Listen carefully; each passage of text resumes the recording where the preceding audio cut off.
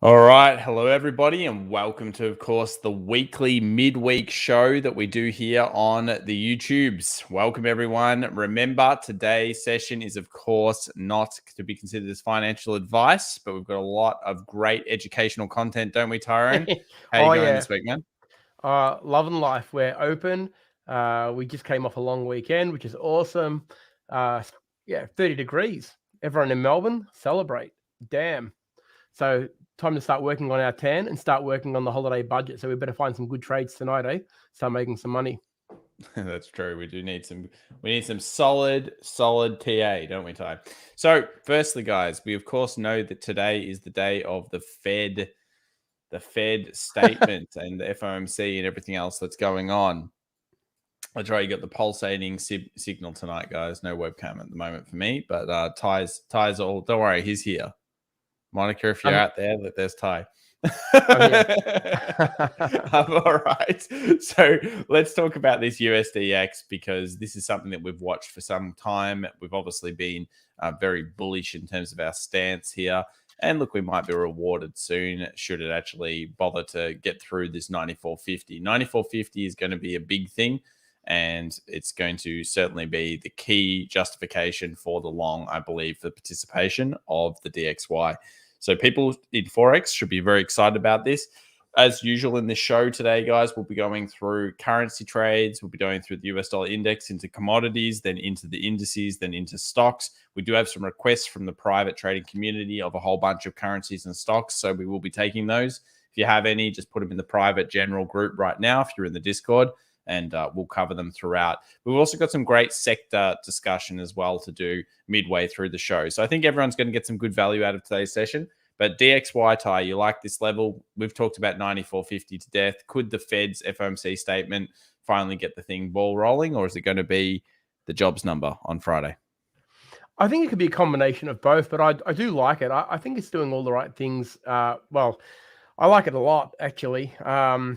It's doing. You look at that 2050 cross on the screen that we've got here on the weekly. We know that's a big deal.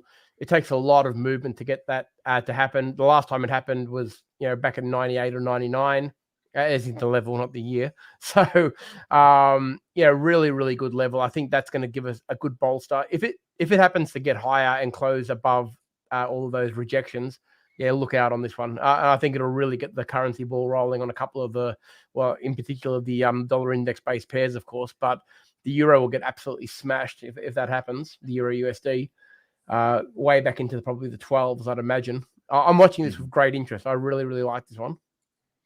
Yeah, so we've left the lines that we had on last week. Obviously, we were thinking about the idea of taking trades into the 94.50. We had the daily that we wanted to close above here. This is the 8-hour chart. We didn't quite see the daily do anything. Look, when you're stuck in limbo land with some false breaks either side, you really just got to look at the key level. And 94.50 is the key level for us. So we'll continue to watch that. And the DXY really kind of sits in that land for now. When you go over to the euro US dollar and we look at the daily, you'll see kind of the very similar style of chart. We're looking for a closure underneath the 115.28 or probably 115.20 area. We get a closure underneath there, and then we can really start to see some good sell-offs. And that's going to be accompanied by the DXY. And there's a good amount in between here, isn't there, Ty? Next stop 114, so that's 120 pips plus. Great trading. Once it breaks through that level, it's going to be really good trading, I reckon. Yeah, it's going to be. I think it's going to be a pretty good level for us to focus on. So euro US dollar, we'll leave it probably at that this week because we need to see that jobs number or the FOMC statement to get us through. Now, pound US dollar. This one I think's been a fairly easy short actually, and there was a reason why, and it's this candle here. There was a decent follow through, and as long as you had the right stop loss, I think this has continued to be a decent trade short. So we had, of course, the resistance. We had the retest back, which we quickly rejected on the daily. This is one of my kind of like trades. I really like these, especially when you see the follow through the next day. And you may say, Tom, how the hell can you like a trade like this when it comes back and scares the rubbish out of you? Well, for me, it's always having the stop in the right area. So if you had the stop in the right area, the follow through here, even though you're going into a 2050, which you could have waited for it to close below and then started shorting, either or. I prefer to scale into this position like we talk about a lot, and then really just taking it back down to this level where it is right now. So it's probably on a bit of a support. Again, we need to see DXY. We need to see more information. The odd and the New Zealand USD, they're a little bit different, Ty. What are your thoughts on the Aussie? We were talking about this before. Do you like it yet, or is it still meh? It's still a bit meh, but it is at a level. If it's going to bounce, it's going to bounce from here. No worries about that. You can see that it's resting on the 20 and the 50 there on a weekly, which is a really important time frame, of course. It's at a roll reversal on a daily, which is very, very important. I think the support level on the daily is pretty significant given where it's at. It's kind of it's probably slightly below it, but it's right on the 20 there as well. So you're getting a 20 on the daily, 20 on the weekly, roll reversal zone. If it's going to turn, it's going to turn here. And I tell you what, if it sells off from this level here, there's going to be a couple of hundred pips in it. Yeah. So RBA came out. The RBA came out this week and basically said they're going to do rate hikes probably next year. I think probably third quarter is very likely. I didn't really read too much into the statement, but yes, effectively, we are going to see some fundamental changes in monetary policy. But the question is, does the US do the same thing? And therefore, we're still in limbo land. As Ty said, 20 moving average, kind of in the middle of a range. I guess if you're box structuring this, you'd grab the box, you grab the rectangular tool, you pop it through the middle there, and that's what we'll be looking at.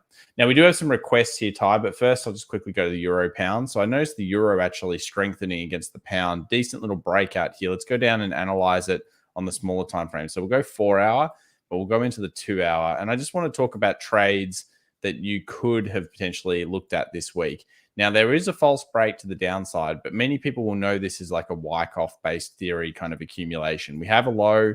We have, of course, that maximum pain kind of concept where it breaks out, gives a false signal, and then comes up and reverses. A series of higher lows coming through, including a higher low here. We get that confirmation breakout, and I guess there's a day trade for some people there. Continuation would be full distance. We'll take that right now, see whether it's going to get it. Let's have a look at the full distance here, and it pretty much completed already, but there could be a little bit more. Just something that I saw during the week, and I thought, you know what, that's a fair reversal. The other teller is that it actually broke through the 20. Now, although if you're waiting for full confirmation, you'd be there. This is one where you could have scaled as it got through the 20 on the smaller time frames because you were looking at the overall left-hand side story. Something I talk a lot about in the mentoring sessions, Ty, is how we read the left-hand side. And how important is this? The old school TA guys, they had it right on this one, didn't they? Yeah, they certainly did. Very underrated method, actually, just looking to the left of screen. Yes. It gives you all the information you need to know about what's about to happen. And yeah, look, there's a lot of information there that you can really work with to basically get that. Once it broke that 20, you know, if you came in halfway through, you'd be a little bit disappointed. But realistically, if you went back down to a 4 hour, even an 8 hour, you're probably going to get those pullbacks to the 20 moving average that we always talk about. So there are definitely ways to get in it. And I don't know if it's done either, by the way. I think if it actually breaks through that 50 moving average now, I wouldn't mind it actually seeing a bit of a pullback now to the 20 again and a relaunch and attack that zone from the top. And and then basically the 85.50 is probably a formality from there. And I think the reason this worked out, Ty, was because we saw that pound weakening on the daily. So we actually saw pound uncharacteristically weakening while we had euro just kind of hovering through the zone. So, of course, it makes sense to the story overall through the cross pairs that euro pound might be there. Just want to say big shout out to the 85 people joining us already. If you guys can help us out by smashing that like button while we're doing the stream, it really helps. So go click that. If you want to click the dislike, you can, but try not to. Also, Leo J, thank you very much. A shout out to Tom, Private Mentoring Rocks. Appreciate it, man. Loving the content, and it's helping my trading significantly already 4 weeks in. Yes, fantastic. I'm glad you're enjoying it. Lovely to hear. And awesome. It's lovely to hear. Yeah, like it really is. It's built around trying to help as many people as possible. And obviously it's intensive. So it's not something we do get a lot of questions, actually. Is it similar to the Ultimate Trading Masterclass? It's absolutely completely different to the Ultimate Trading Masterclass. Do you need one for the other? Look, not necessarily. It certainly helps because it means when a TA component's being explained, you understand it thoroughly.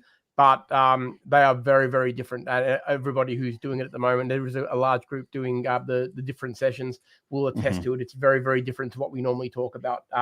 It's a very real world. So but you don't need one for the other, but it does help.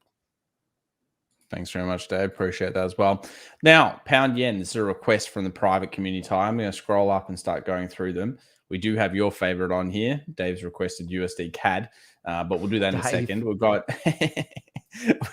you can go through the US dollar CAD, but look, yen pairs. Now, there's been a lot of discussion about yen pairs because we saw that massive ramp. We suspected the US dollar yen was kind of coming into a problem zone, and that it was going to start to find some weakness. And the pound yen in particular, we highlighted this last week. We highlighted the idea of the lower peaks tie, the descending triangle. Now, it's broken through. It's provided a possible day trade there towards a low. It hasn't really completed what we'd call the third, hey? So we'd basically be going with this distance here as our idea. Is there a potential of it comes back up to, let me just quickly get this. It comes back up to the 20 moving average or even the roll reversal somewhere in this area and then shows us a signal like something like this and engulf a shooting star and then continues to come down? Because I want to show you this. What do you think about it potentially getting back down to this level in here? I think it's a very, very good chance. And I think I like what it's kind of doing. I mean, it's almost flagging off a break. Even if it didn't get back to the 20, if it just shot off now, I mean, this is on a 4-hour chart, so I mean, probably looks a little bit clearer on a 1 hour. But if it sold off from here, that'd be acceptable. If it went from up to the 20 and then reversed from there, that'd be also very acceptable.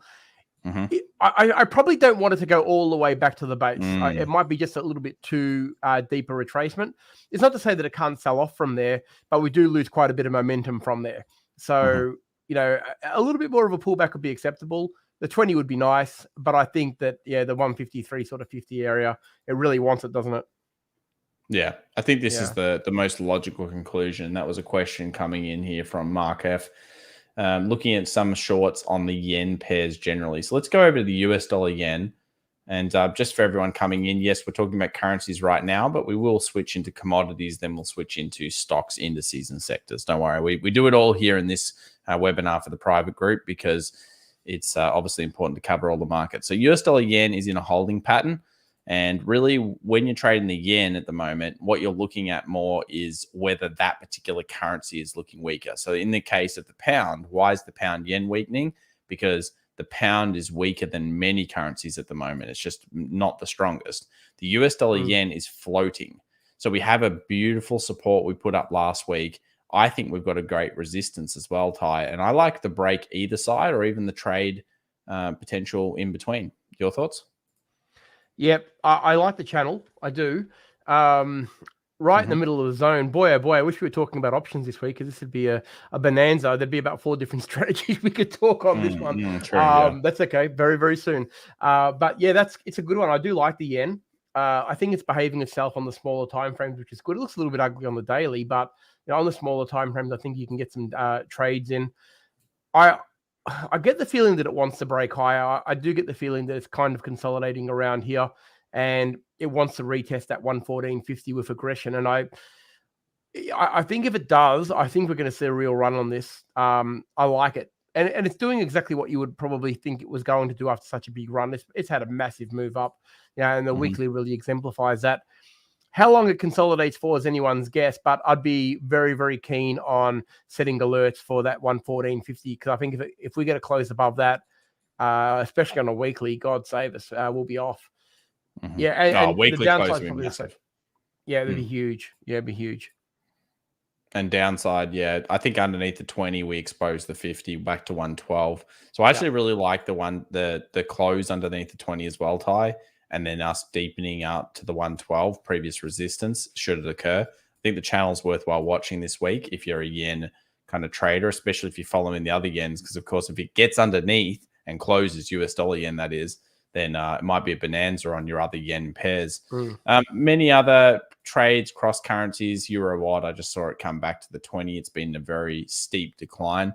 I'm not sure whether I'm convinced this thing is is kind of going to go short again, Ty. I can't really figure a trend line so much for it, but for me, it's just really, it's kind of broken through the 20 here on the 4 hour, broken through the 50, and I could see it kind of like pulling back now, finding, see how we've got, oh, let me get rid of this stupid line. We've got the moving averages here. Zoom that in, both of them sitting right where the previous resistance is. So I could even see it coming back down and then finding some buy pressure. And if it gets back through these points, I think there actually could be a bit of ramp here on the euro versus the odd. Well, as you said before, the odd is precarious. It's suspect. Yeah, the odd's very, very suspect at the moment. I think that pattern would be the ideal play out. I probably wouldn't want to see it go from here. I think a pullback back to the moving averages and a pullback quickly would be ideal. I'd love to get that double support of the 50 and the 20 underneath it. But yeah, a break up above that 156. Happy days. I like it. US dollar CAD, you want to take it away? What's your thoughts here? Yeah, US dollar CAD's awesome at the moment. We've got a Tuesday market watch trade on this at the moment. We're not in yet, but we're getting bloody close. Very, very close. So what I like about this particular trade is the daily's obviously starting to, pattern up. Like, we're pretty happy about that. I don't like that it's at the 20 moving average right there. I don't like that it's in our face. But in saying that, if we go to a 4 hour chart, we're going to see that we're getting a very rounded bottom now. Very not dissimilar to what we saw at around that 120 area where it did eventually reverse. You can see we've got a lot of action here. Big support. It's definitely trying to hold on, and it's building momentum from below. We've got the all-important 2050 cross. I think it's just a matter of time before we see the launch up, but we want to see, it has to prove itself first, of course. If it does get past this level, though, I think it really opens itself up to that 126. I think there's some good pips here, actually, but we've just got to wait for that close above. We really want that close above the 124, sort of 20 to 25 area. That's the zone we're going for, is effectively a conservative one, really. I think it's probably even got more than that in it. But when it does this rounding bottom sort of pattern, the CAD, it doesn't generally let us down, does it, Dave? We're pretty pretty happy with it. We are. Here it is over here, guys. Very similar. This is how you tell usually a base is in. It's going to be an accumulation bottom. There'll generally be a few false breaks to the bottom side or wicks or something like that. And that's really the story you want to be seeing here. Even if it does reject this zone, you want to see quick rejections back to the bull side. So if you get little bullish hammer style candles around here, remember reading the left-hand side, something, again, we talk about it a bit. And that's very, very important. We've got long leg doji to a degree. We obviously break above the 20, big deal. We get out 125 first for my take. And then, of course, 126, as I said, as Ty mentioned, is the next kind of key level. So we'll have two zones to watch over the next week. Seeing if there's any other currencies, Ty. I think New Zealand US dollar was the last one. This is from Sakvia. He asked a question about taking this one long. So you might have got a little... I'm not sure if he's taking it a little early, but here's the position. So we'll see where he got into it. I'm not exactly sure. The way I look at it is this was a danger zone, no doubt. So if we go back to the, let's call it 1 hour chart, you'll notice there is a bunch of supports. Now, what a lot of people can't do is they're looking for the role reversal. They're looking for this point here. And what will happen a lot is the market at the moment comes back, it comes down, and it doesn't go all the distance. It's already had a big move coming in, and it won't follow through properly. Now, there is a trade, of course, against the follow through, and that is that you close above the previous supports, and that becomes resistance, of course, and then it closes above it, and it changes trend. What in essence is this? It's the lightning bolt we talk about all the time. So in many ways, this looks like it's kind of going towards the long side. It's certainly broken above. It's partially suspect, I guess, but it's closed. Is it going to close at 4 hour? No 4 hour above yet. So you'd be watching it pretty closely if you're in it to the long side for the next 2 hours 40. Make sure you come back in. Ideally, you get a close above. And then, of course, you've got this little bit of 2050 action problem. But in general, this is certainly showing more bullishness because it's broken through what was clearly a role reversal zone. Your take, Ty? Yeah, I do agree. I still can't help but think it's a little bit suspect. I would err on the side of taking the retrace above that support. So let it do its lightning bolt, let it come back and bang. That's exactly what I want to see, because that really proves itself that it's actually tested that level and it's ready to go again. I think if it does that, it's ready to go to those highs again, and probably around that 71.80 to 72 again. So I think there's very good. There's very good trading there, but I don't know if I'd be jumping in really fast. I think I'd probably just wait a little bit longer. We haven't even had a 4-hour close over it yet. So ideally, in a perfect world, I'd wait for the 4-hour. If you're already in, which it sounds like you already are, I guess it depends on exactly when you got in. I mean, if you got in really early, I think the get was somewhere around in this area here. So basically, it was taking this idea that maybe it was higher lows or something coming through. So yeah. Anyway, look, it's above the zone. That's good news. It's trying to make a new high. In fact, it has. That's good news. And hopefully now it can bust off that 71.50. And if it doesn't return, good. Yeah, that'd be good. All right, we've got some other requests. Okay. Yeah, that's fair enough. Yeah. No, I think you've got stuff. You've definitely got stuff going in your favor. It's just cross your fingers for a 4-hour close above that level, and I think you'll be all set to go. It'll be happy days in the ranch. So we've got a question here about silver as well, Ty. Look, we loved silver when I missed the position the other day. I saw it too late. That was a very, very nice inverse head and shoulders into completion. It does look like it kind of broke down out of a downtrend. And in general, silver and gold, you know what we're looking for. We're looking really for that back of November, mid-November, for it to start ramping up.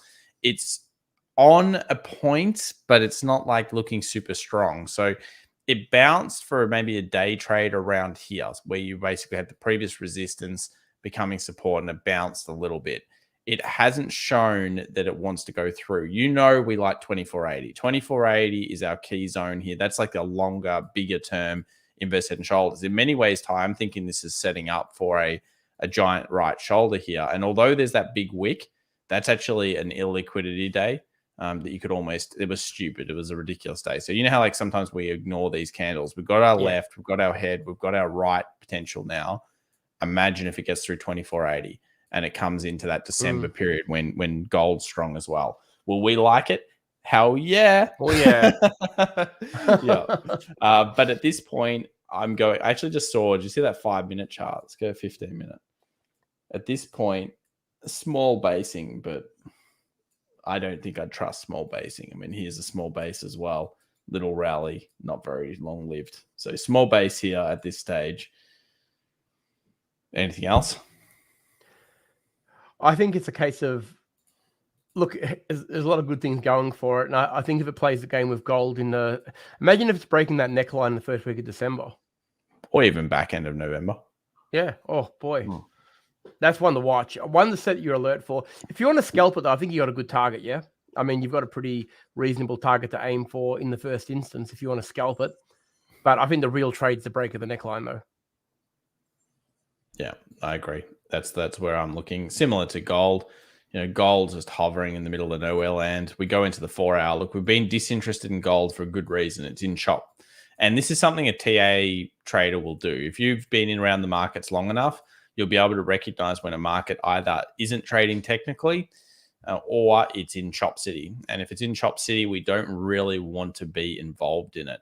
Now, are we getting bullish on gold? Absolutely. Do we have a period that we're interested in trading it? Yes. Have we seen a breakout? No. If I was to take all these lines off, Tyron and I pretty much agree on this. These are the only real levels that we care about right now.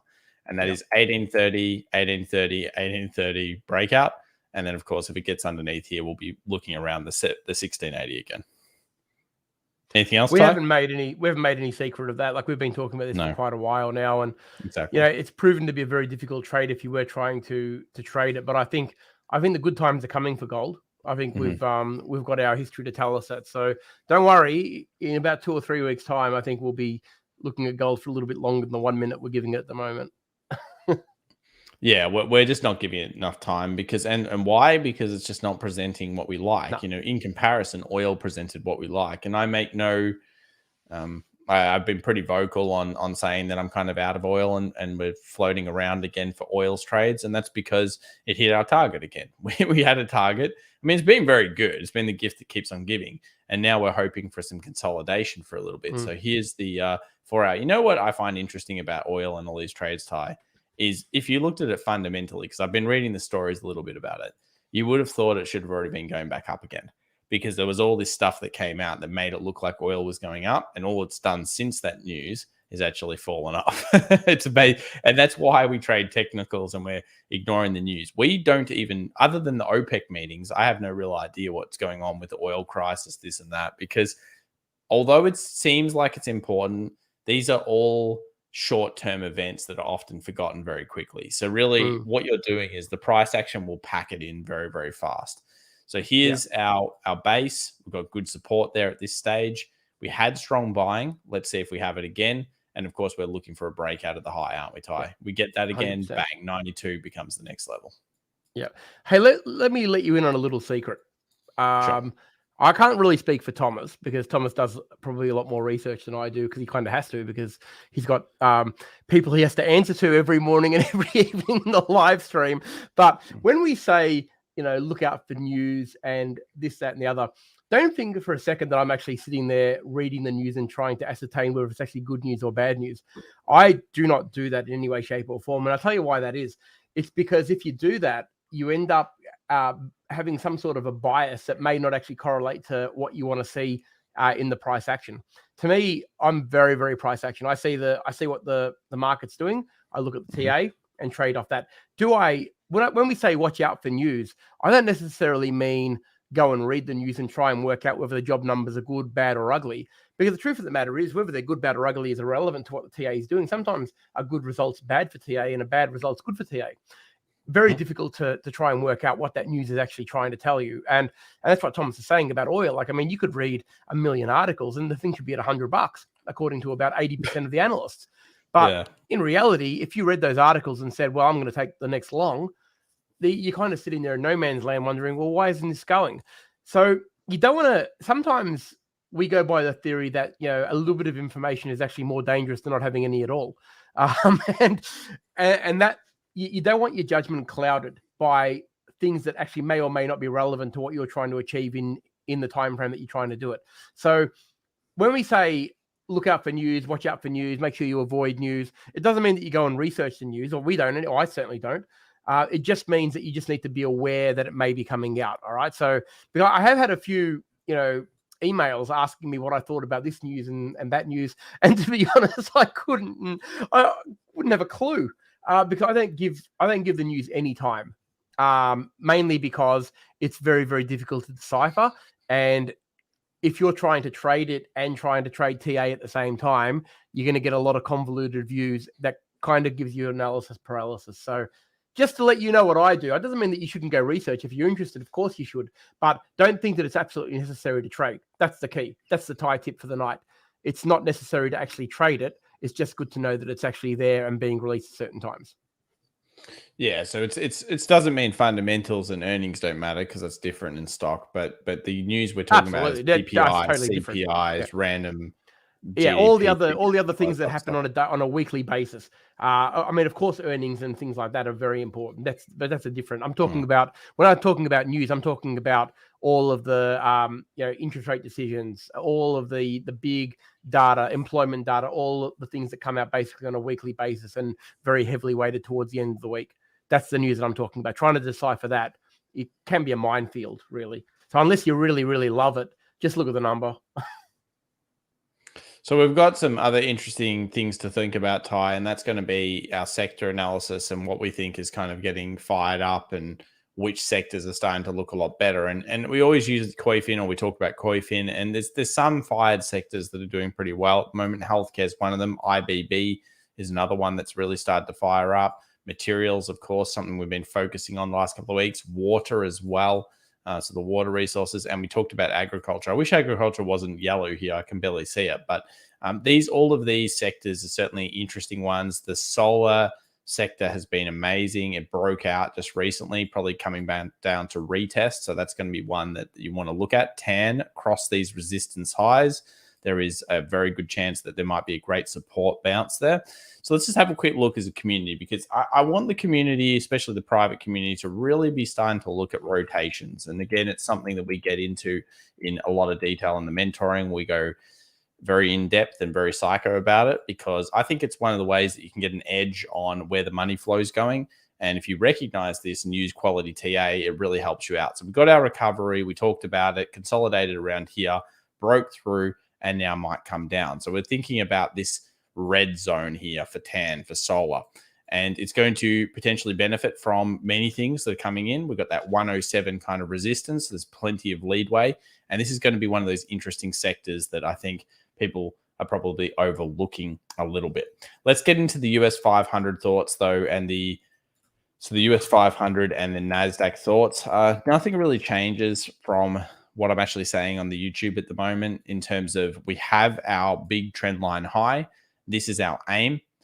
This is where we believe the next weakness is going to be. And there are a few reasons why. If we actually grab the monthly pivots that just opened, let's say we meander on up there, what are we going to hit probably around the time we hit the top of the trend line, the monthly R1?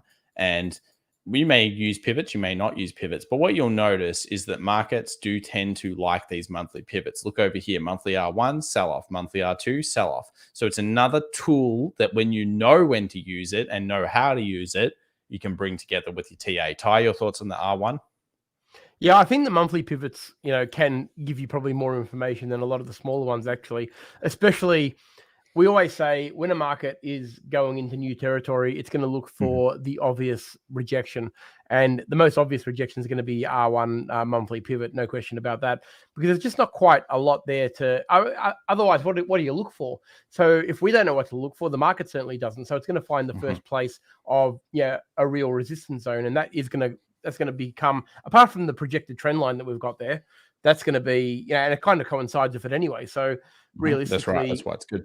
That's why it's good. And I think that when they overlay themselves like that, I think it becomes quite powerful. I'd be very surprised if it blasted through both of them without a pullback. Let's just say that. No matter what the results are. Yeah, way too much rebound right now, Ty. Usually you go 2 steps forward, 1 step back. There ain't no steps back. It's just the lightning bolt. That's when we had to go bullish. You saw it on the YouTube channel. You saw it in the community. You saw it in our hangouts. We had to go bullish. This is the hard part of trading. We had to make the switch. Our downtrend was crunched. It had the week, they had the daily close. What do, guys? You got to go bullish and look at the percentage gain that's happened since then. It's a nasty market, though, because usually it will come back to the 20 and then bounce back up. Maybe the FOMC, maybe the jobs number will get you down there. But if you're long in this market, I don't see a reason at this stage to see weakness until we get to the top of our trend line. So the SPX, I think it's fairly clear cut like that, Kai. 20 daily, or for the pullback in terms of some buys and that top trend line. And I think that really leads into our very nice looking NASDAQ channel here as well. The QQQ is also in a beautiful ascending channel. I mean, it's very good. It's very good. We drew this one up, but during the pullback, this was our first buy zone. I obviously, and Tyrone, we wanted it down here as well. That would have been even better. We would have made more money. But you can't always have everything. Yeah, we get the lightning bolt that went through. It's coming back here to the ascending chop. And yeah, I think that's kind of the way we're playing these at the moment. And then hopefully we get something like this. I don't mind if it just does this now, pulls back to the 20, hits the top, and then bam, straight back off. And it all makes sense to the seasonals as well. Look at the Seasonality data, Ty. The Seasonality data has a very similar concept. Gets a little bit heated early November, does the pullback. How many times have we seen mid-pullback Novembers? Yeah, it can definitely happen. I think it happens a lot. A lot. Yeah, a lot. It's almost a cool-off period before the Christmas rush. It's like the market's getting its breath back. Yeah, I guess that's a good way of putting it. It's like me running a 5-kilometer run right now, except I'd have to have a break about 2 kilometers into it. So that's what lockdown does to you guys.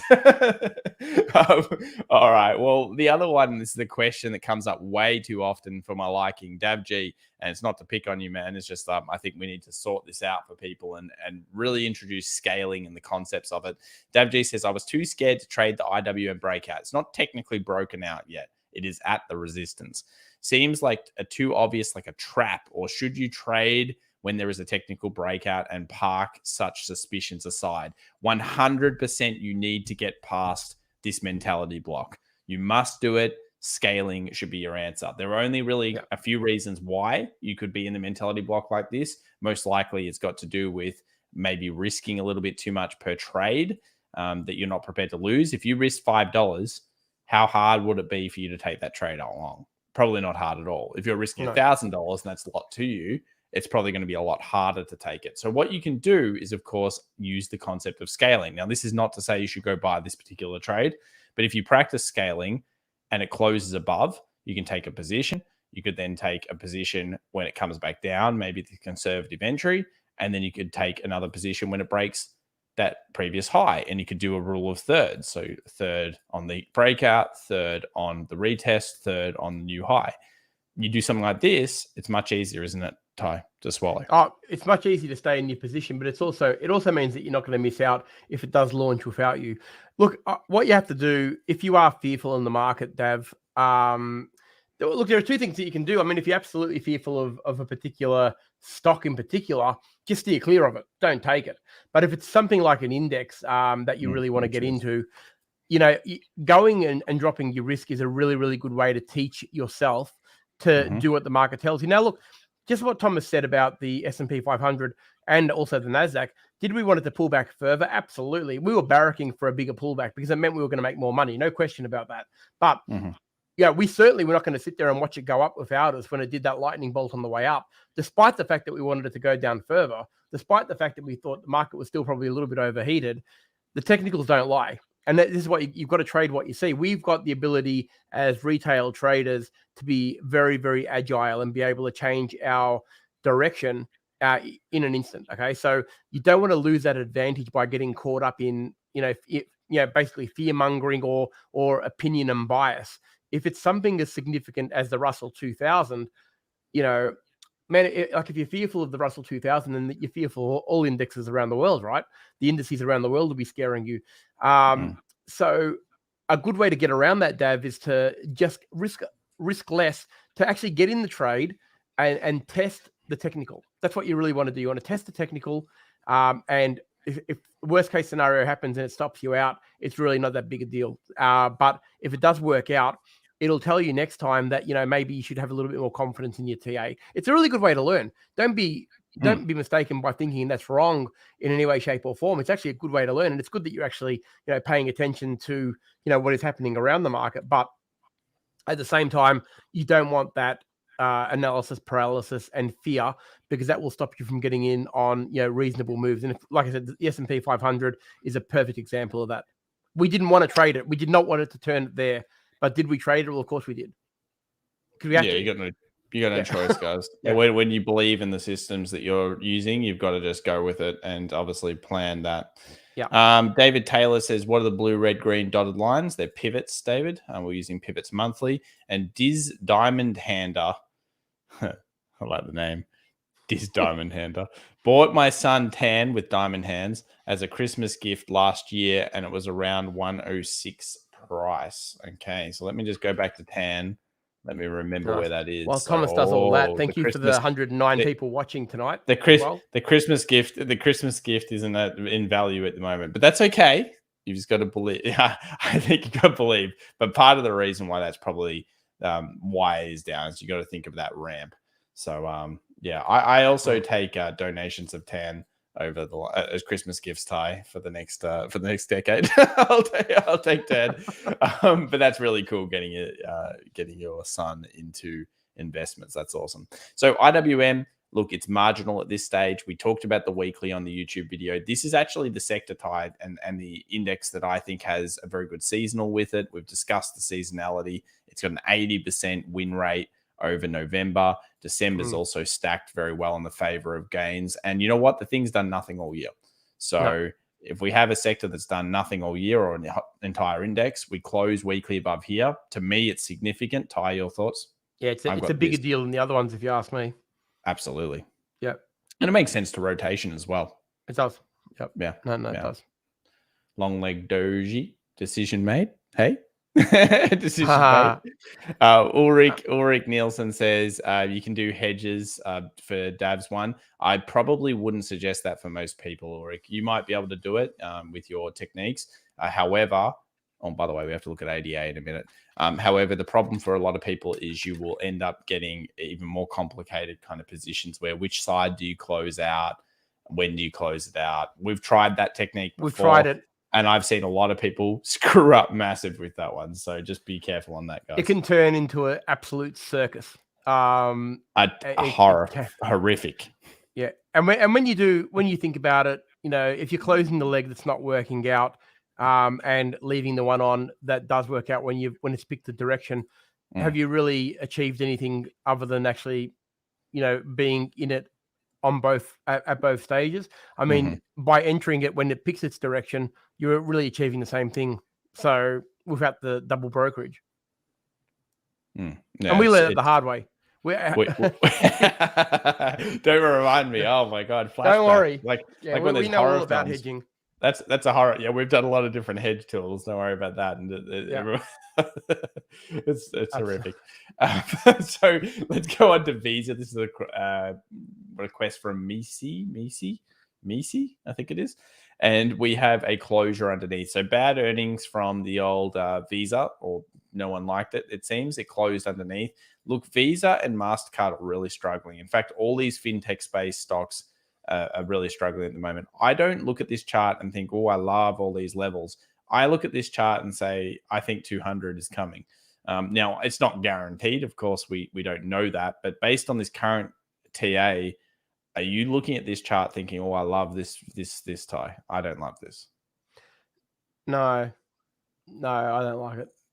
No. So I think 200 is it's a very, very difficult. Yeah. So bit difficult here. Nothing for us to ascertain. If you're going long and you believe in it, then you're probably looking at that 215 closure out, and then that to be your base. I'd be a lot more comfortable at 200 there.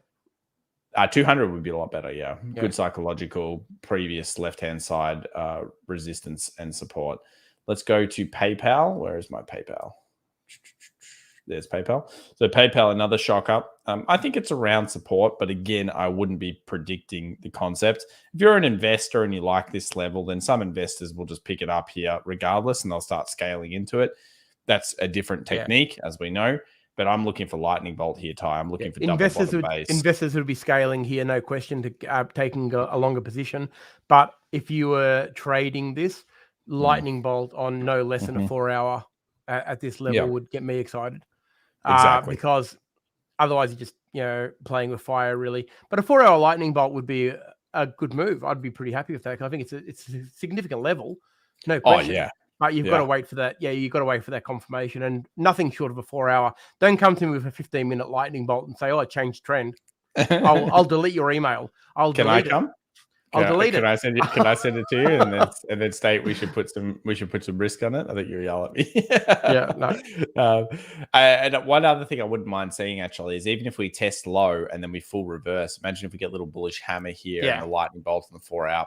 Oh, like, that's God! Good. Look at the buys over here. Let's see if it happens. Yep. Absolutely. So, but just be rest assured that it's got a long way to go up. And if by waiting for a 4 hour change of trend lightning bolt, you might be giving away a little bit, but look how much more security you've got. That's the important thing. You got to add the security of momentum change. Very, very important.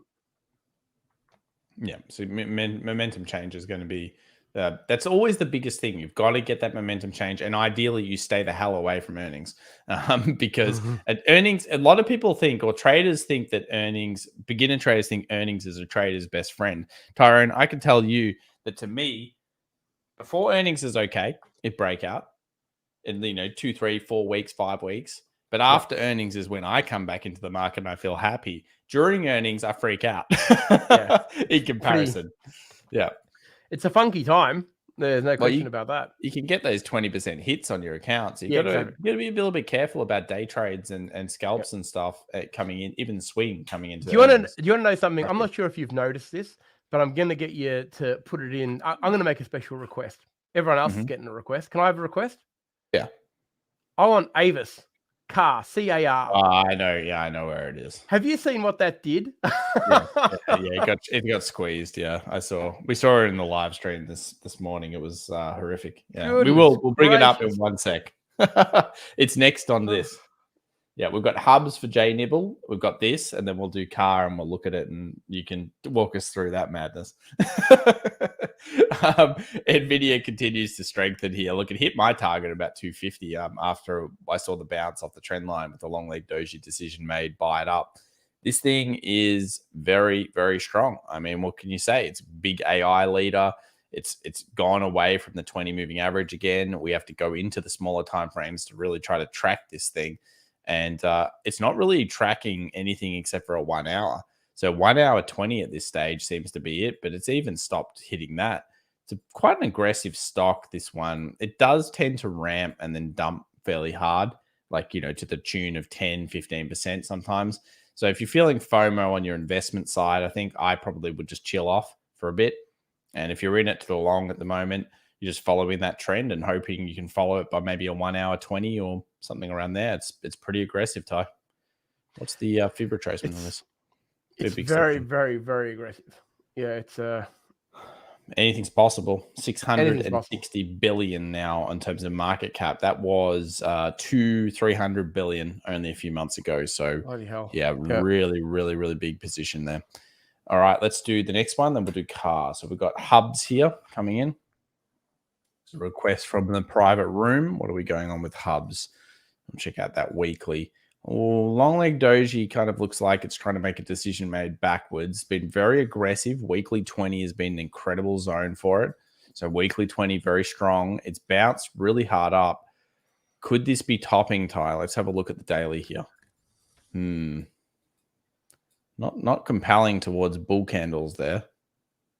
You like anything here? I don't even know what really I think about it. I don't think much. No. It's tough. It's a tough zone. I mean, it's looking... If it breaks down past that 20, I'd like to short it. Yeah. It looks like it could kind of float back down into the... Yeah, but it'd have to break the 20. If it breaks the 20 convincingly, I don't know. I don't like it. No, earnings is today. It's a tough one. Yeah, tough spot. Who requested that one? JNibble did. I guess I kind of just feel like it's hit a resistance ahead of earnings. Earnings will really be the next decision on it, and then we'll get a bit of a direction. But it's strong. I think it's a tough zone. It's a really, really tough zone at the moment. I think it has to go. It has to do something before you can get excited about it. I think it wouldn't surprise me to see it go either way, actually. I know that sounds stupid, but it's very, very difficult to predict. It's almost a guess because it's very difficult to find a technical that agrees with. I mean, unless the only thing I could say on that one is if it comes back to the 20 and then does a lightning bolt on the way up off it, I think that's probably, look at that. My God. That's pretty funny. In a sick way, it's pretty funny. I mean, we all know it won't hold up there, but it's pretty hilarious. This is now the new meme thing that's happening here. Monstrous squeeze on it yesterday. Huge position. No one saw it coming, and it just went boom. And obviously put a few people in margin, I would assume. Big trade, guys. Big trade. And this seems to be the new norm in markets when things get hit and socialized. Trading becomes such a big thing that often can be quite big ramps. But I will repeat one thing about these.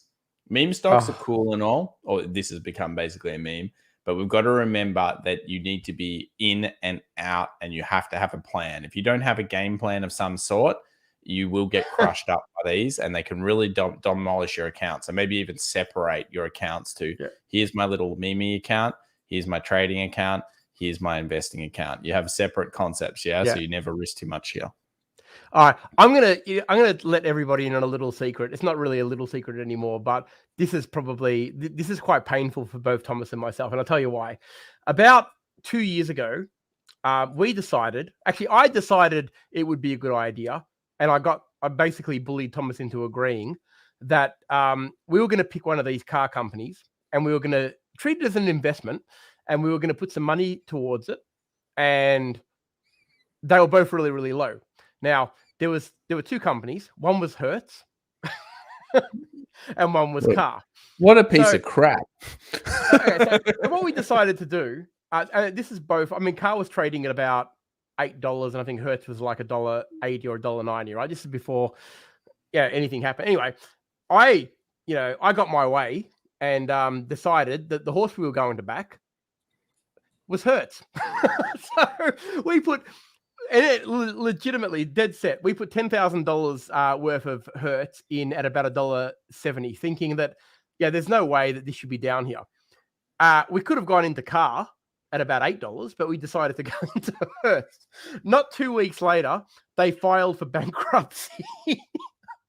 And I think we were lucky to escape with, I think, half of that money. Had we decided to go with Avis instead, how much would that $10,000 have been worth, Thomas? A lot. And I'm taking full responsibility for it because it was actually my decision to go with Hertz. I think Thomas was impartial. Yeah. I think actually, to be truthful, I think I said it was a piece of crap. Yeah, but I think that's what I said. I think that's what I said. But you were like, no, we've got to because it was more of a joke trade, okay? It was a joke trade. I said, which one is the bigger piece of? I said, this one's the bigger piece of crap, and you're picking. It was actually trying to work out which was the bigger piece of crap, and we thought, honestly, as much as we treated it like a bit of a joke, we weren't expecting to actually lose $5,000. Like, we actually thought that it should technically, triple or quadruple in a matter of months. That was the aim, but as it turned out, no, that's not what happened. But had we picked the other horse, wow. And that was an investment, not a trade, by the way. Too, which is even more ridiculous about that. Makes it even worse. Yeah, I know. But and anyway, they bought Tesla as well, supposedly. Anyway, let's go into a couple of other stocks here. So a few other things we've got here. Got DabG asking for Redfin Corp. It still hurts me. I can't cope with seeing. Yeah, I don't know why you hate that one so much. Is it? I hate it because we should. There's a lot of successes. That's just a hellhole thing. I know. It was a joke for a while that Hertz really hurt us. Hertz really hurts. I think why Avis really hurts is because of the big fella. the big fella and his millions of Avis. Anyway, let's go down through the trend line here. Yeah, imagine if he had it all still. The downtrend line here is pretty damn strong, and then it's kind of consolidated. It's not really doing what I'd hope it would do. I would hope it busts through here hard. Look, into earnings, it's coming in okay. Obviously, pre-market here is down 4.34%. Redfin to me is just, it's an earnings, and we have to wait for it to finish. And once that happens, look, if we break back above this trend line and we start to ramp above this area, great news. And if it doesn't, then whatever, it'll be what it'll be. Yeah, I'm not too much of a fan of that one at this stage. We need to get it above here. Let's go into a couple of cryptos, Ty. I just want to go through ADA because I think this thing's coming alive as we speak. Now, ADA is held down at 192. We're probably in a bit of an altcoin season. This is the first signs of life we've seen in this stupid coin for a long time. Now, everyone loves Cardano, or did love Cardano, and then it was hated for what seems like months now. Probably hasn't been that long. This is the first signs of recovery we've seen. It's certainly looking a lot better. We still have 230 as really the key breakout zone here, but this is a base. It looks like it's found a base. Long leg doji decision made coming through. And this, as you know, news can travel quite fast through the crypto world. So if Cardano gets powered back up, it could have a bit of a run on it. And we've seen that likes on Polkadot coming into resistance, breakout. It's a beautiful trade here, and then move back up. But DOT, of course, which we've seen break out already and move higher, one of my favorite coins. And that's moving back down, hopefully now to the 46, so we can pick that back up, ideally. And yeah, some strong stuff coming in through there. We've got one more request for Peloton as well from the room. Oh, what the hell is Pelotons? I don't even know how to spell this stupid thing. Peloton, that's it. Peloton, let's have a look. You ever used Peloton, Ty? Nope. You know what it is? Nope. Yeah, you know it. You should know what it is. Peloton's like if you have like there's things on TV. It's like the advanced version of those ab cruncher 5.0s, except it's have your workout. That's why you should know. I'm surprised. Yeah. It's those treadmills at home that have like you're training everywhere in the world, and it's got the trainer that runs around. They're really actually, you know what? Now that you mentioned that, you're right. Yeah, they are really. There's a couple of companies doing that. MyFit, it's like MyFit, isn't it? Look, there's so many companies that always give it a crack. Peloton's just the leader at the moment, but unfortunately, a few kids got killed on it because the treadmills killed them. They do legs, not biceps. Steven said, "Oh, nah. They do legs, not biceps." Ty skip. So are you saying Ty skips leg day? I skip leg days. No, I don't think so. Yeah. Thank you, everyone. We've got a great crowd in tonight. We've got, I think we hit 120 there for a little bit. So is my girl Monica here tonight?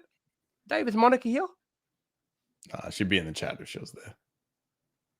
I like Steven's trying to give it back to you. We could just say, you know, I saw a butterfly in the zoo the other day, but $80 support here. And look, Piton, there she is. There's Monica. Hey, Monica.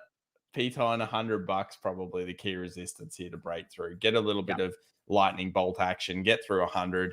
Start to repair. Let's go back to that 126. Good trade if it does it. Yeah, I like it if it does it. If we can get above those moving averages, really good trade.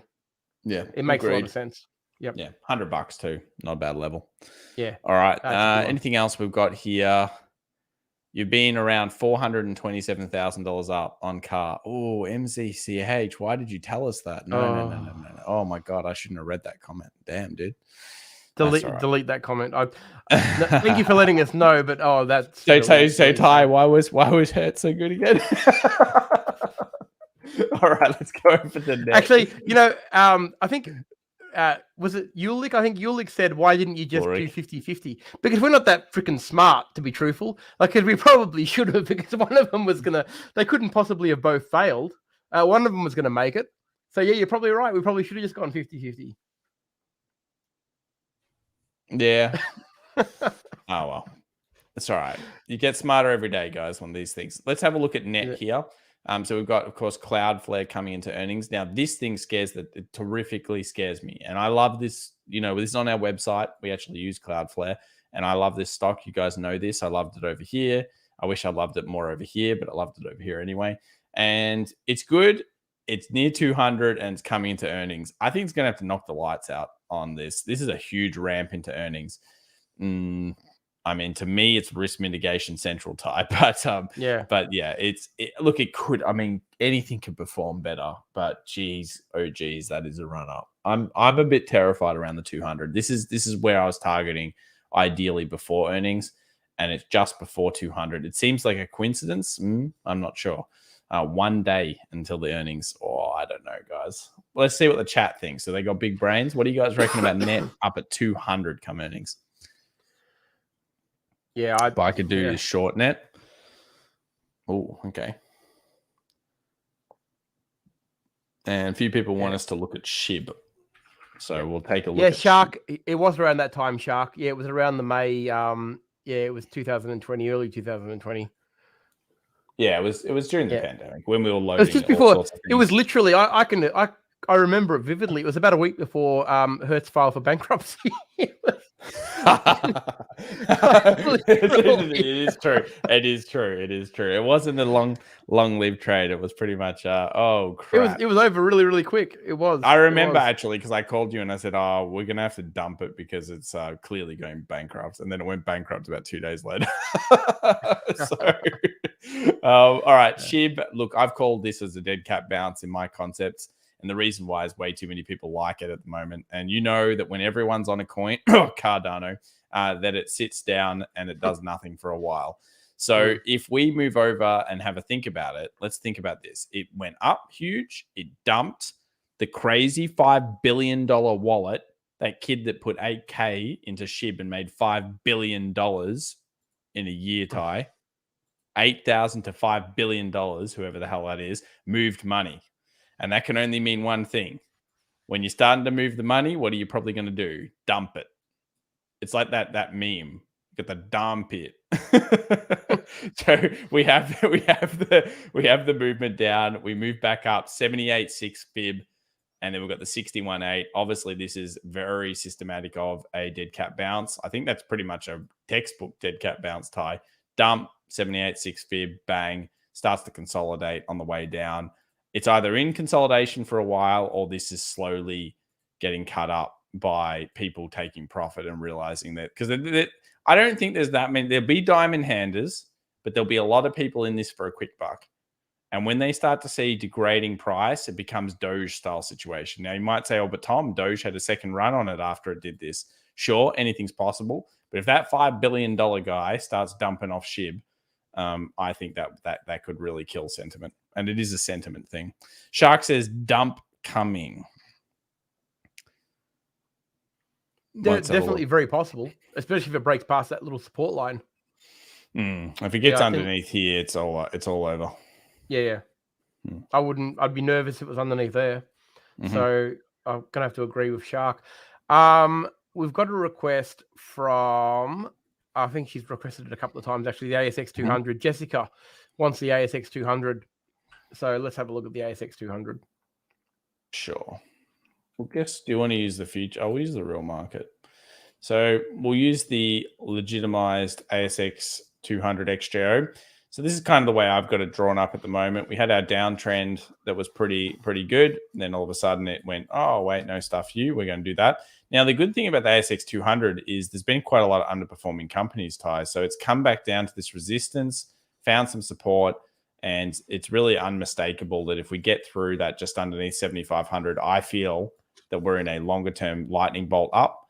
But are your thoughts on this at the moment? Yeah, I agree. I think if it closes above the 7,500, I think it's onwards and upwards from there, for right or for wrong. But I think it needs to do it though. I wouldn't be preempting this one, and I wouldn't even be. It's only a handful of points away. I mean, it's only like 80 or 90. But realistically, this one has to prove itself for me. Both sides, by the way. I wouldn't be shorting in a big hurry either. It needs to actually either get above the 7,500 for daily close at least, or it needs to get below that 73. If it gets below 7,300, I'm going to short the hell out of it, all the way down to probably 72. Only to 72, like nothing crazy. But I think that it can go both ways. I think a 7,500 definitely opens it up to the 76 high. But a break below that 73 sort of zone that where we've got that yellow line drawn, I think it really exposes it down to the 7,200 again. I think it's two good trades on this. I think then both of them are as good as each other. No bias whatsoever on this one, Jessica. I'm comfortable with both. But it needs to do it though, yeah? Like it needs to test those levels, a breakout of either of those levels, and I think it exposes it for 100 points, a really easy 100 points too. Last one to end on here today is BHP forming a double bottom. Too early to tell. We are at a low. Obviously, it's a bit lower than the last one. All the iron ore stocks still haven't shown us proper turnarounds on them yet, but they are still in our red zone. So this is the zone we drew up a while ago. They're on the red zone. They're on the support. $36 for BHP is historically a pretty common kind of area. And what I'd be also looking at is, of course, the iron ore futures. If you're going to trade BHP, Rio, any of those types of ones, you need to look at the iron ore futures. So we go iron ore, let's bring up whichever one, doesn't really matter. See how the iron ore futures have come back down to 100 flat, previous resistance. You know, this is actually getting cheap, Ty. It's cheap. Iron ore futures are cheap right now. This demand is less than during the pandemic in terms of price. That's a full meltdown. That is a meltdown. I know for a fact that Klim's actually selling a lot of puts on BHP at $35. I saw his orders roll in today, actually. So I know what you're doing, Klim. Just so you know. Jesus.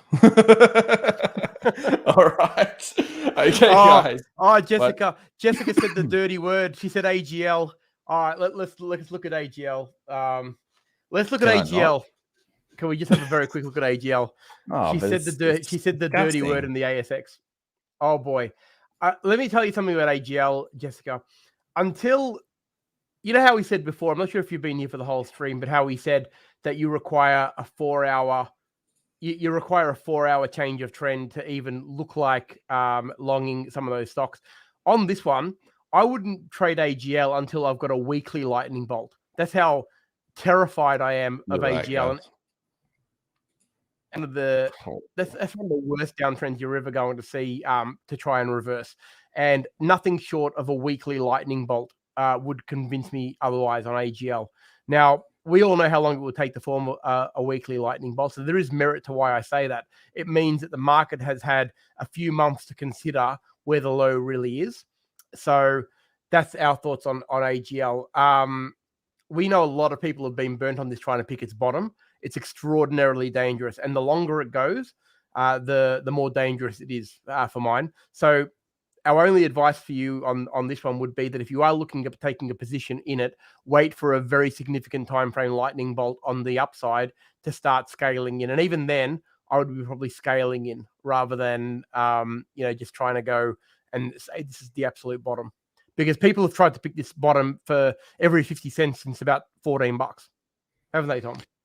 Yeah, they certainly have, and the trend just continues to be very strong down. I will say, I was just looking at that volume. That's a surprising amount of volume down here at the lows, Ty.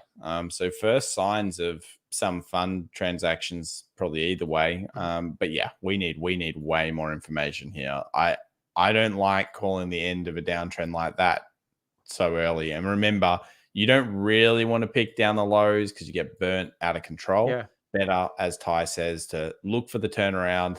Be more sure it's the turnaround and scale that in and reward the trade as it performs. As it gets better. Yeah. Not as it sucks. So that's fallen as fast as Hertz has when Hertz fell. Imagine if it went bankrupt. Terrifying. Absolutely terrifying. All right, guys. Kevin rolls in when we're about to close down. Jesus. Oh, it's very early over there for him, I believe. All right. Well, thank you so much, guys, for joining us for, of course, the Wednesday session, the midweek session. We've got the news coming up. Let's just quickly look at this news. We've got, where are we here? Wednesday, federal funds rate, federal FOMC press conference, FOMC statement, PMI data, and then, of course, Thursday, some random stuff, and then OPEC. Just so you know.